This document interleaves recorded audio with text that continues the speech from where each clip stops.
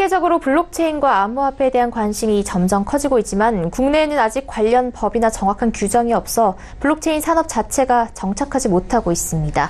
이런 상황을 개선하기 위해서 한국블록체인협회가 암호화폐 공개, 이른바 ICO와 암호화폐 거래소 관리에 대한 가이드라인을 정부에 제안했다고 합니다.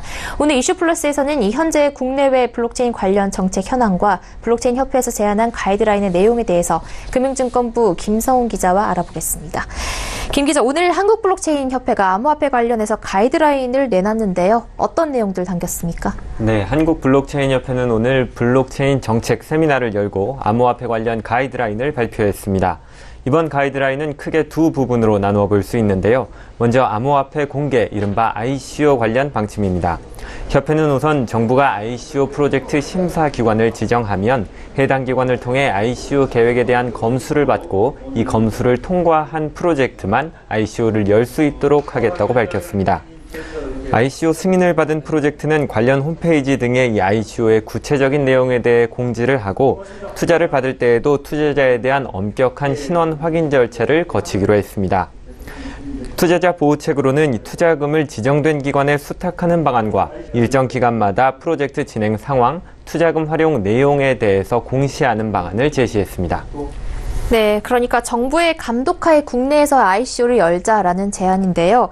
암호화폐 거래소 관리 방안도 제안했다고요? 네, 맞습니다. 협회는 일정 자격을 갖춘 암호화폐 신규 거래소를 허용하는 방안을 제안했는데요.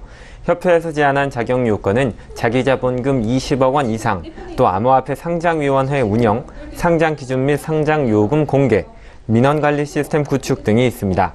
현재 자본시장법상 투자중개업과 투자일임업을 허용하기 위한 조건이 자기자본 15억 원 이상임을 고려할 때 낮은 수준의 요건은 아니라는 분석입니다. 거래소 운영 방안도 발표했습니다. 자금 세탁 문제를 예방하기 위해 거래소 회원 가입 시 신원 절차를 강화하고 또 5년간의 거래 기록은 의무적으로 보관하겠다고 밝혔습니다. 또 거래 이상 유무를 수시로 확인하고 이상 거래를 발견했을 때는 감독기관에 신고함과 동시에 거래자의 기록과 정보들을 제공하기로 했습니다. 가장 큰 문제로 지적되어 온 해킹을 막는 방법도 제시됐는데요. 금융위원회에서 지정한 기관을 통해 연 1회 이상 시스템 점검을 받고 그 결과를 공시하기로 한 겁니다. 네, 그동안 문제로 지적됐던 부분들 꼼꼼하게 다룬 것 같은데요. 블록체인협회가 이런 가이드라인을 발표하게 된 배경이 있다고요? 네, 정부와 당국이 이 ICO를 전면 금지하겠다는 정책을 발표한 이후에 아무런 조치도 취하지 않고 있기 때문인데요. ICO의 경우 지난해 9월 모든 암호화폐 공개를 전면 금지하겠다는 정책을 발표한 이후 1년이 넘게 아무것도 되지 않는 상태로 머물러 있습니다. 신규 암호화폐 거래소 개소와 암호화폐 계좌 개설 관련해서도 금융당국이 이렇다 할 조치를 취하지 않고 있기 때문에 이 대부분의 거래소가 신규 고객을 받지 못하고 있는 상황입니다. 상황이 이렇다 보니 오히려 검증되지 않은 ICO들이 우후죽순으로 열리고 있고 또 암호화폐 거래소 중에서도 투자자 보호 장치를 마련하지 못한 거래소들이 편법으로 신규 고객을 받는 등 부작용만 커지고 있습니다. 네, 무조건 규제만 한다고 능사는 아닐 텐데 그렇다면 우리 정부는 이 암호화폐 산업 자체에 대해서 어떠한 입장을 아직까지도 내놓지 않고 있는 건가요? 예, 국회 정무위원장인 민병두 더불어민주당 의원과 또 김성수 의원, 하태경 바른미래당 의원 등 일부 의원들이 암호화폐 관련 정책을 제정할 것을 촉구하고 있긴 하지만 정부는 아직도 아무런 조치를 취하지 않고 있습니다. 오늘도 국회에서 열린 대정부 질의에서 민병두 의원은 기존 ICO 정책에 변화가 있겠느냐고 질문했지만 최종규 금융위원장은 이에 대해서 아직 어렵다고 답했습니다. 민병두 의원은 정부가 1년 동안 방치하는 동안 우리 블록체인 산업 경쟁력이 크게 약화됐다면서 11월 중에 제대로 된 특이 형태의 소위나 워킹그룹을 마련하겠다고 밝혔습니다.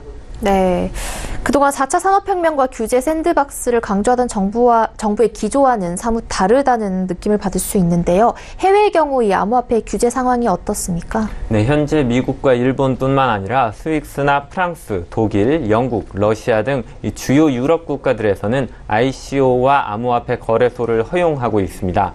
기존의 증권법을 적용하거나 새로운 자격 요건을 마련하는 등 다양한 규제를 통해서 암호화폐 산업을 육성하고 있는 건데요.